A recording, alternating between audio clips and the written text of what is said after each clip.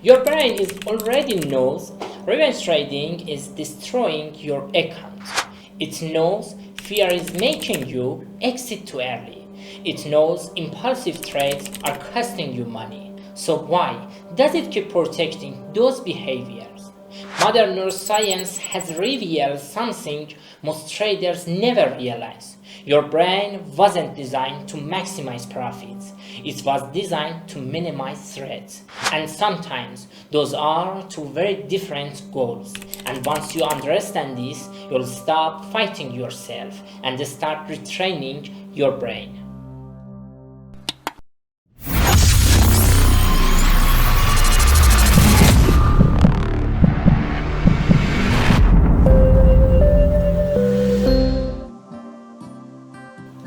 Most people think repeated mistakes come from a lack of knowledge, but that explanation falls apart quickly because you already know many of the things you should not do.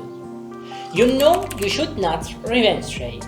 You know you should not move your stop loss. You know you should not exit a good trade just because you feel uncomfortable. And outside the market, it is the same story. You know you should not keep scrolling at midnight. You know you should not react with anger. You know you should not choose short-term relief or long-term progress. So, if knowledge is already there, why does the pattern keep repeating? Why does your brain pull you back into the same behavior at the exact moments when you need control the most? The answer is uncomfortable, because in that exact moment, the behavior may be giving your brain a reward. There's a strange paradox about the brain. Some of the behaviors you hate most in yourself are exactly the ones your brain wants to keep. Not because those behaviors are good, not because they lead to better results, not because they serve your future, only because in the moment they give your brain something it finds incredibly valuable. And very often that something isn't more money, more success, or even pleasure in the way we usually think of it. Very often it's something much smaller, a little relief, a little escape from pressure, a little less anxiety, a little more control, a little distance from uncertainty. And if you don't understand this, your trading will remain confusing, and so will many of your everyday behaviors. For example, why does someone who's exhausted by mindless scrolling still reach for the same phone again at night? Why does someone who regrets losing their temper end up reacting the same way again? Why does a trader who's been burned by revenge trading over and over still jump into the next trade after two stop outs? Why does someone who knows they shouldn't take profit too early still exit too soon in the critical moments? Why does a trader who knows they should wait for confirmation and the proper entry still jump in the moment they see a setup? The surface level answer is to say they lack discipline. Their willpower is weak. They still haven't learned to control themselves. But the real answer goes deeper than that. What if the behavior you're trying to eliminate is still solving a problem for your brain in that exact moment? That is the uncomfortable part. The behavior may be destructive for your accounts, but useful for your nervous system in the exact moment. The truth is, you don't make decisions with logic alone. A lot of the time, you make decisions through habit loops. And most habit loops are built around three core elements: a trigger, a behavior, and an immediate reward, even if that reward is hidden. In other words, something activates you. Then you perform a behavior, and then your brain gets an immediate payoff from that behavior. And if that cycle repeats enough times, a neural connection starts to form between those three elements. The brain does not need a behavior to be wise. It only needs it to be repeatable and rewarding. It's exactly like walking through an overgrown grassy field. At first, everything is dense and covered. the first time you go through a path, it's not very clear. But the second, third, and fourth time you take that same route, the grass gradually starts to bend. And once that happens, moving through that path becomes much easier. After a while, instead of having to find a new route every time, the brain goes back to the old one because it's familiar, fast, and less costly. That's how a habit is built. At first, the behavior may be accidental, but if an immediate reward follows that behavior, the brain registers it as useful. It starts to treat that pathway as something worth using again. And the more that cycle repeats, the stronger that pathway becomes until eventually you're no longer making a decision each time. You're just executing. And this is where we need to break a major misunderstanding. Most people think a reward is something that feels obviously good on the surface, like winning, money, validation, excitement, or pleasure. But at the neural level, reward often doesn't look like any of that. Sometimes, a reward simply means that for a few seconds, the bad feeling gets reduced. You don't necessarily get happiness from the behavior. You just get distance from tension. And the brain, especially under pressure, is extremely sensitive to even that small amount of relief. For example, someone comes home exhausted after work. They have no energy. No one is home. Their mind feels tired, restless, and understimulated. What's the trigger here? Fatigue, loneliness, boredom, and lethargy. Now, this person picks up their phone and starts scrolling through Instagram or any other app. That's the behavior. And what do they get in return? For a few minutes, they get distance from the exhaustion and boredom. The brain gets engaged with new stimuli. The focus shifts. The mental load changes. Maybe a bit of novelty, a bit of stimulation. That is the immediate reward. Not because their behavior made their life better, not because it's beneficial in the long run, but simply because in that moment it quieted the previous negative internal state. And if this repeats a few times, the brain learns that whenever fatigue, loneliness, or boredom gets activated, one of the fastest ways to reduce the pressure is to reach for the phone. After a while, the phone is no longer just a tool. It becomes the brain's default response to a specific internal state. Aggression works the same way. Imagine someone feels like they've lost control. They aren't being heard, or they're under emotional pressure. That is the trigger. Then they lash out. They might regret it later, but in that exact moment, what did that aggression give them? A release of tension, a sense of power, a feeling of dominance, an instantaneous reduction of pressure. So, the brain might be satisfied in the moment by a behavior that you yourself will eventually hate.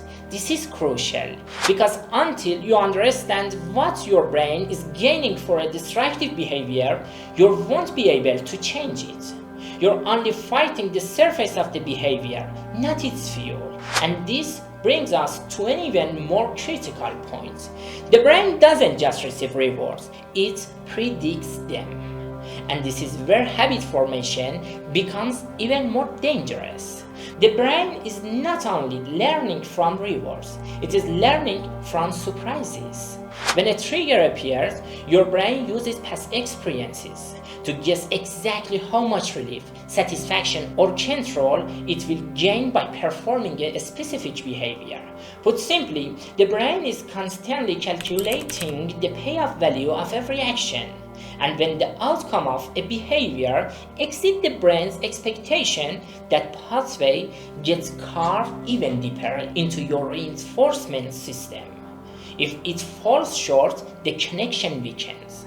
The brain doesn't just learn from the reward itself, it learns from the prediction error, the gap between expectation and reality. In simple terms, if the brain expected a small reward, but the behavior delivers something bigger, the brain marks that behavior as more important than before. This is exactly why some behaviors turn into habits much faster than others. If a behavior provides more relief, more control, or more tension release than the brain anticipated, its chances of becoming your default response skyrockets. Now, let's bring this into the market, because this is where things get serious. Imagine you've just hit 2 stop losses in a row. On the surface, it's just 2 losses, but at the neural level, those 2 losses are far more than just numbers. They can trigger a cascade of internal states: powerlessness, loss of control, a bruised ego, ambiguity, the urge to fight back, and raw psychological tension. These aren't just emotions, they are the triggers that activate the loop. Now, what follows? What behavior does your brain default to when it feels cornered? Often, it's an impulsive leap into the next trade, not because a great edge setup appeared, not because your edge signaled an entry, but simply because your brain is desperate to escape the agonizing discomfort of the last loss. And here is the crucial part. You have to understand what the brain is getting from this destructive behavior. The reward of revenge trade isn't necessarily the profit from that trade. In many cases, there isn't even an outcome yet. The reward arrives much faster than that. The reward is the brief internal shift where the brain feels, I'm still in the game. I can still act. I'm not just a victim of the markets. I've taken control back. I'm doing something. So, what the brain reinforces is not always the financial gain. Very often, it reinforces the immediate feeling of regained control. Now imagine that, in the probabilistic world of financial markets, that revenge trade randomly turns profitable. This is where the habit loop becomes even more dangerous, because now the brain receives a reward much larger than what it predicted. It didn't just get relief. It didn't just get a temporary sense of control. It also got financial confirmation. And from the brain's perspective, this creates a massive positive prediction error. The behavior was impulsive, emotionally driven, and strategically weak, but the outcome felt rewarding. So the brain starts tagging that behavior as valuable. It begins to think, when I feel pain, pressure, and loss of control, jumping back into the market works. And that is how revenge trading gets carved deeper into the nervous system, not as a mistake, but as a rewarded survival response. If you don't pay close attention to this, you'll only see revenge trading as a lack of discipline. In reality, from the brain's perspective, this behavior is a relief response. Early exit from profits works the same way. The trade moves into profit, but instead of calm, anxiety shows up. Why? Because open profit is not just pleasure to the brain. Open profit also means the possibility of loss. It means uncertainty. It means that something you have right now may be gone a few minutes later. So, what is the trigger? The anxiety of holding open profit. What is the behavior? Exiting early. What is the reward? Not just a few dollars or a few ticks of profit. The immediate reward is that you no longer have to endure the tension of holding the position. The uncertainty is cut off. The pressure is cut off. For a moment, you feel safe, and once again, you can see the exact same pattern. Trigger, behavior, immediate reward. This is where a critical distinction reveals itself. What the brain experiences as a reward is not necessarily what benefits your trading account. The brain can become attached to a behavior simply because it was fast, available, and effective at reducing pressure, not because it was optimal in the long run. And honestly, if I had to compress this entire video into a single sentence, I'd say this: a large portion of trading mistakes are not really attempts to make money. They are attempts to reduce tension. Once you see this, your mistakes stop looking random. They start looking like loops, and this is exactly where so many traders take a wrong turn. They assume that if they improve their analytical knowledge, the problem will disappear. But then they realize that even with a plan, even when they recognize the setup, even when they know exactly what the right action is, they still break down in the moment. Why? Because the core problem is not always at the level of knowledge. Very often, it lives at the level of decision architecture, at the level of state, at the level of habit. In the market, you are not trading with your strategy alone. You are trading with what your brain has rehearsed over and over again under pressure. And here's the good news. The same way a destructive habit was built through repetition, a new pathway can be built through repetition as well. But the new pathway has to be designed, not wished into existence, not through motivational slogans, not through heroic decision, not by telling yourself, starting tomorrow, I'll never even trade again, I'll never exit too early, I'll never trade emotionally. That usually doesn't work. Because once the trigger is activated, the brain starts looking for a response that is immediate, simple, and executable. So, if you want to build a new pathway, you have to design a replacement behavior with the same qualities. It has to be small, fast, clear, and executable under pressure. This is where we get to micro habits. A micro habit is powerful because it doesn't try to change your entire personality overnight. It does not ask the brain for a revolution.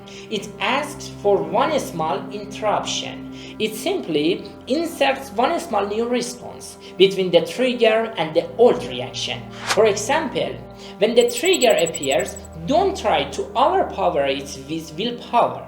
Create a small delay, 3 slow breaths before the next click, a slightly longer exhale.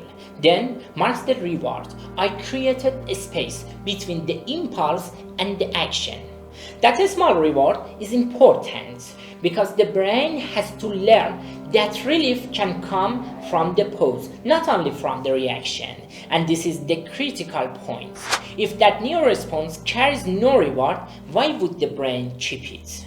A replacement behavior cannot survive on discipline alone. It needs its own reward. This is where a lot of behavioral advice fails. They simply say, after a loss, do nothing for 90 seconds. But they never explain what the reward of those 90 seconds actually is.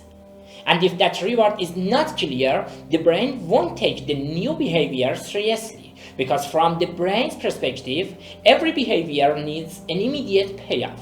Even if that payoff is nothing more than reduced tension, greater clarity, or a restored sense of control. So when we say after a loss don't click for 90 seconds, we don't just mean do nothing. What we really mean is give your brain a new experience. I do not have to act immediately. I still have a choice, and that in itself is a reward. Why? Because when no click happens for 90 seconds, several things begins to change at the same time. Arousal intensity begins to come down slightly. The impulse loses some of its force. The brain's goal-directed decision system gets a chance to come back online. And most importantly, the brain is exposed to a new internal experience. That it is possible to move through pressure without immediate action. That you can choose not to click and still survive. That you can endure a few more seconds and even make a better decision. So the reward of this new behavior is not just doing nothing. The reward is that the immediate pressure softens, clarity increases, and a deeper sense of control begins to replace impulsive control. The brain records a new experience. Pausing can be rewarding too, and that matters because in the old habit, the immediate reward was this. I acted instantly and I got a synthetic sense of control. But in the new habit, the immediate reward has to become this. I paused and I gained a more real form of control. For example, when you feel the temptation to exit too early and take your hand off the mouse, that is not just a symbolic gesture. It is a small neural intervention at the moment of decision. For a few seconds, the brain steps out of the anxiety instant action loop. It learns that open profit can be endured without immediate reaction. The reward is not escape, the reward is plan-based control. Because in the old behavior, the immediate reward was, I close it, I escape the pressure. But in the new behavior, the immediate reward becomes, I paused, I saw that I was still inside my plan, and I realized I didn't need to shut down the anxiety through a rushed exit. This still gives the brain relief, but it is a more mature form of relief. Or take this example. If you read the 3 setup criteria before every entry, the reward is not just the act of checking a list. That behavior creates a shift in state. Its reward is that the mind moves out of raw excitement and back into evaluation. Attention shifts from what if I miss it to is this actually inside my edge? And that shift by itself is a reward because the brain is moving from agitation toward clarity. When the 3 setup criteria are read before entry, what you are really creating is a cognitive pause, a small gap between the urge to click and the executing of the click. And that gap for a brain under pressure and hungry for speed becomes a decision redesign point. So when we talk about micro habits, we need to be extremely precise. A micro habit is a small behavior that is not only executable in real time, but also capable of generating a healthier immediate reward. If the old habit delivers relief, the new habit must also deliver relief, but a relief of higher quality. That distinction matters a lot. You cannot simply tell the brain to abandon an old pathway without giving it an alternative path that still feels, at least to some degree, worth choosing. The brain does not change through moral instruction, it changes through the experience of a new reward. That is why self-blame rarely creates change. Self-blame adds pressure. Design creates a new path. So in habit redesign, our job is not to remove reward from the loop. Our job is to re-engineer the reward. Instead of letting the brain get its sense of control from revenge trading, we train it to get the sense of control from pausing and re-evaluating. Instead of letting it get safety from exiting too early, we train it to feel safety through plan adherence and the proper endurance of uncertainty. Instead of letting it get relief from immediate clicking, we train it to get relief from slowing the response, naming the emotion, and creating distance. At Synex, this is what we mean by engineering the architecture of decision. We are not trying to eliminate emotions, and we are not trying to eliminate the reward system either.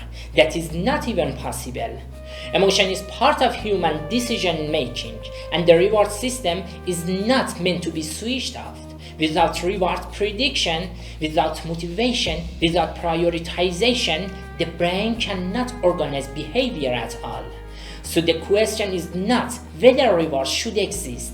The brain will seek reward either way. Your job is to decide where the reward comes from.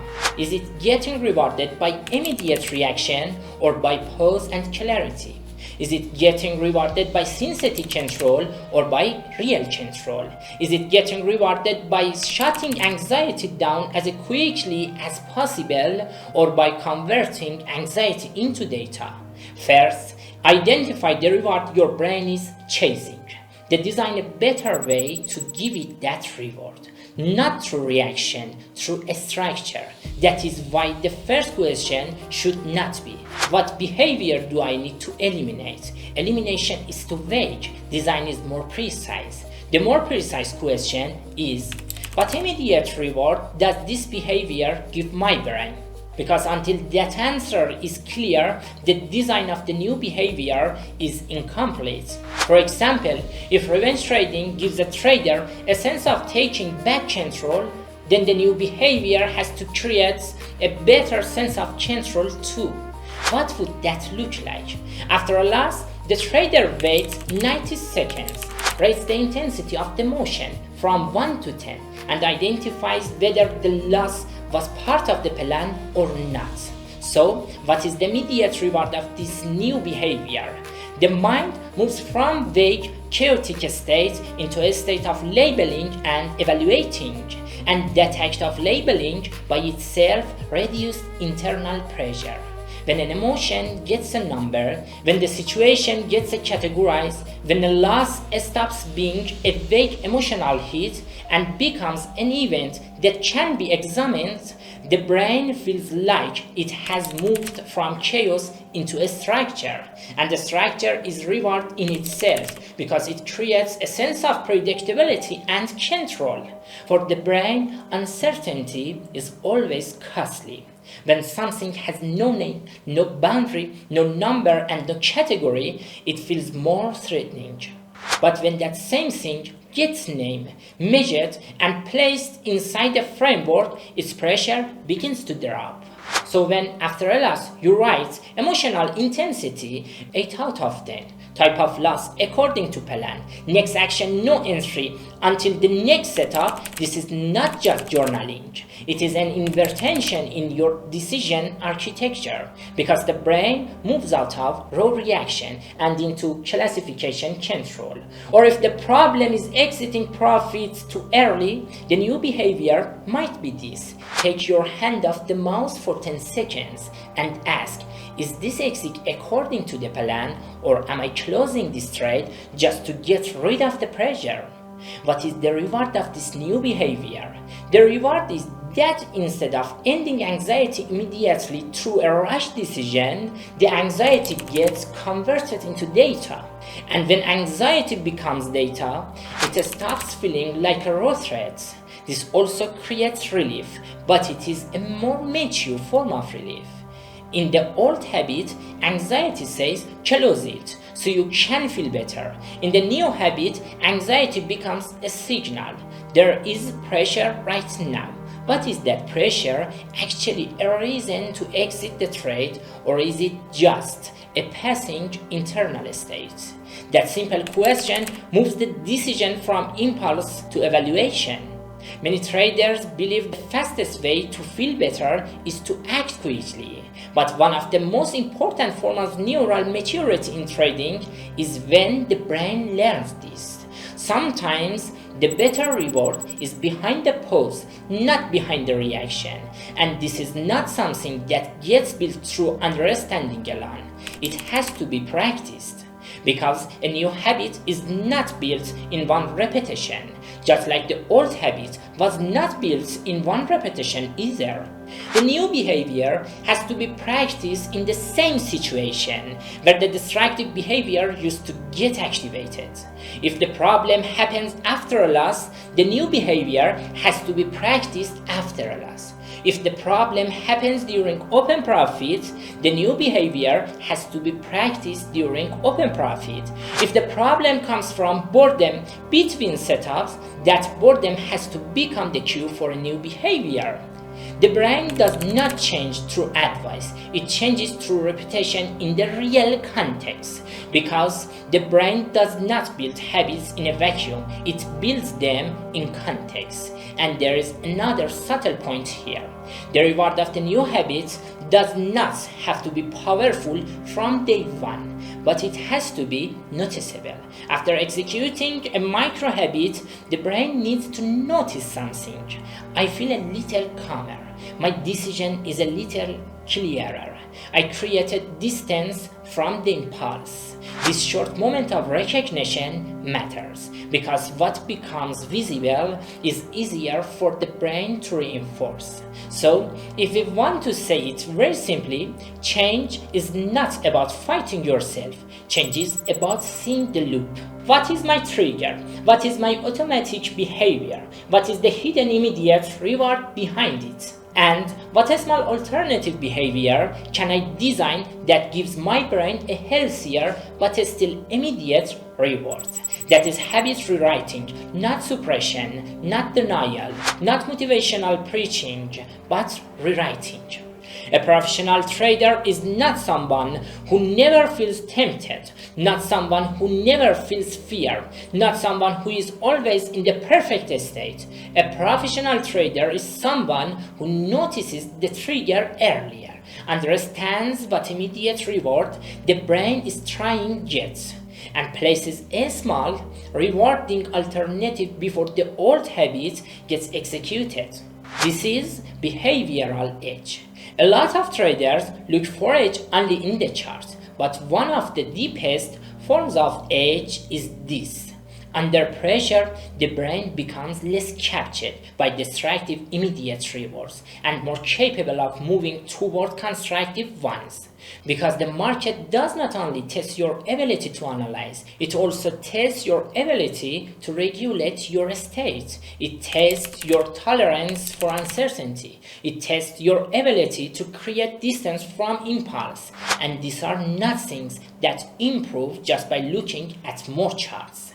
They have to be trained as behavioral skills. If we had to wrap up this entire video in one sentence, it would be this.